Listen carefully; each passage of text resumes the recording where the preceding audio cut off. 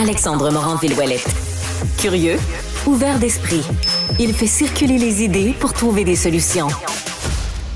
Difficile évidemment de trouver sujet plus polarisant depuis les dernières décennies que le conflit israélo-palestinien. Puis en fin de semaine, des résultats de l'organisme All Sides, qui est un organisme américain qui étudie entre autres les biais politiques des principaux médias, relevaient une tendance importante, là. On a eu beaucoup de critiques comme quoi les médias occidentaux sont très pro-israéliens, mais on a pu voir que dépendamment où on se situe dans le spectre politique, ben ça peut venir changer, surtout même du côté des médias. On a vu entre autres la nouvelle de l'hôpital bombardé. On a eu beaucoup de médias de gauche rapides à sauter pour blâmer Israël de l'avoir fait.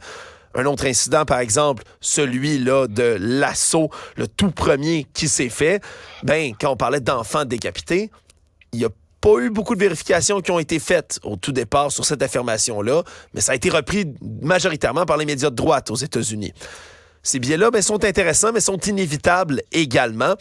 Martin Forgue est ancien militaire, journaliste indépendant également. Il est avec nous pour en parler. Bonjour, Monsieur Forgue. Bonjour, Alexandre.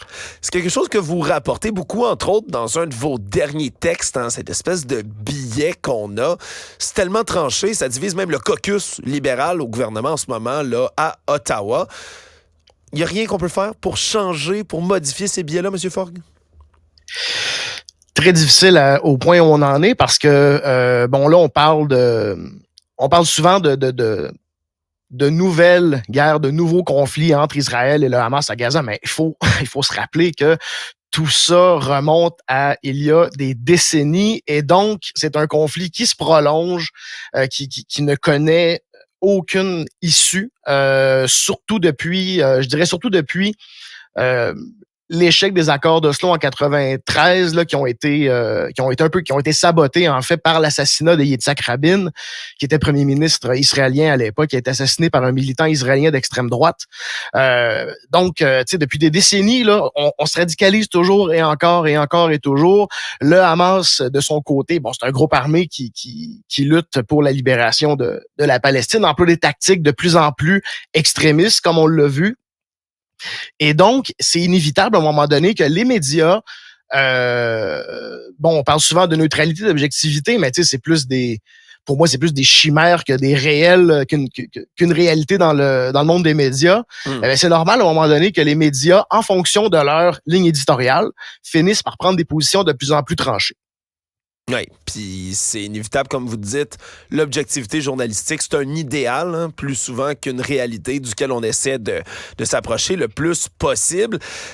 Évidemment, faut condamner les assauts terroristes du Hamas, c'est la première chose à faire. Des massacres de civils innocents d'un côté comme de l'autre, c'est absolument inacceptable, bien évidemment. Mais surtout, c'est que ça vient renforcer un cycle qui dure depuis des décennies. Puis c'est le cycle de la haine. C'est peut-être quelque chose qu'on ramène peut-être moins souvent dans les médias par les temps qui courent, mais les militants, les gens qui vont aller rejoindre des groupes extrémistes, terroristes comme le Hamas, c'est souvent des gens qui ont vécu depuis des décennies ce cycle de la violence-là, M. Forgue. Voilà, et au fil du temps, ça déshumanise énormément l'autre en face de nous. C'est quand même une tactique de propagande assez facile à exécuter. On l'a vu pas juste présentement en Israël puis en Palestine occupée. On l'a vu dans les Balkans dans les années 90, où il y a eu des campagnes de nettoyage ethnique. On l'a vu au Rwanda aussi. On l'a vu un peu partout. Dès que la propagande se donne comme objectif de déshumaniser l'autre, à un moment donné, puis communication 101, plus on répète un message, plus ça rentre. Donc, on finit par voir l'autre comme étant, n'étant même pas un être humain, comme étant un animal qu'on doit destiner à l'abattoir. Et c'est ce qui se passe. Mais dans les médias, là, c'est ça. Là, ça, tout ça s'infiltre dans les lignes éditoriales. Et là, vous avez parlé de la condamnation des exactions, contre les civils. Mais je vois aussi, moi, une espèce de course à la supériorité morale, c'est-à-dire que les médias vont se lancer aussi pour essayer de donner une supériorité morale à un ou à l'autre. Mais moi, j'aimerais juste parler d'une statistique que j'ai relevée justement dans une de mes chroniques pour Pivot. entre 2008 et 2020, selon les statistiques des Nations Unies, et puis là, je le dis, là, je suis on the record, j'aime pas le jeu des statistiques, mais je vais le faire pour les besoins de la cause. On relève entre 2008 et 2020 6615 civils israéliens tués par les attaques de roquettes majoritairement.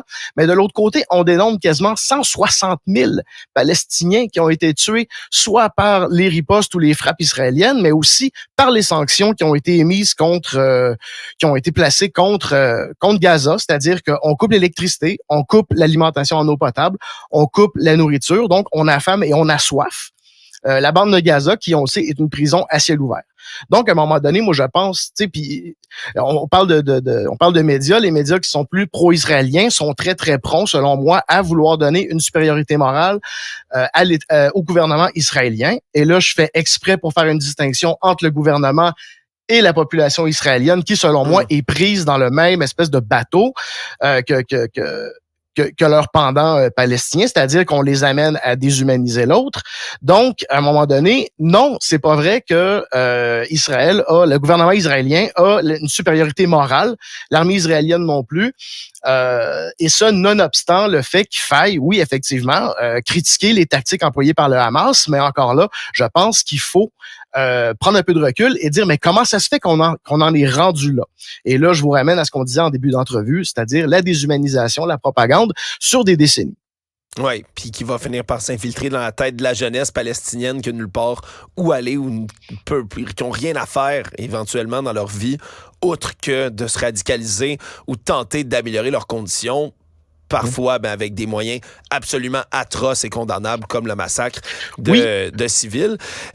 Je voulais également vous demander, M. Fogg, parce que vous en avez vu des conflits, vous en avez couvert, vous en avez vécu un peu partout dans le monde. Là, on envoie de la désinformation, on envoie de la propagande, ça circule à grande échelle. Puis même pour les observateurs sur la désinformation, on a dit que c'était un des pires conflits, là, un des pires moments pour la désinformation qu'il y a eu. Vous, quels sont vos conseils pour quelqu'un qui s'informe, un Québécois ici, une Québécoise qui veut suivre le conflit, qui voit des nouvelles arriver de très loin, souvent avec des vérifications qui sont tardives, difficiles? Est-ce que vous avez un conseil pour décortiquer tout ça?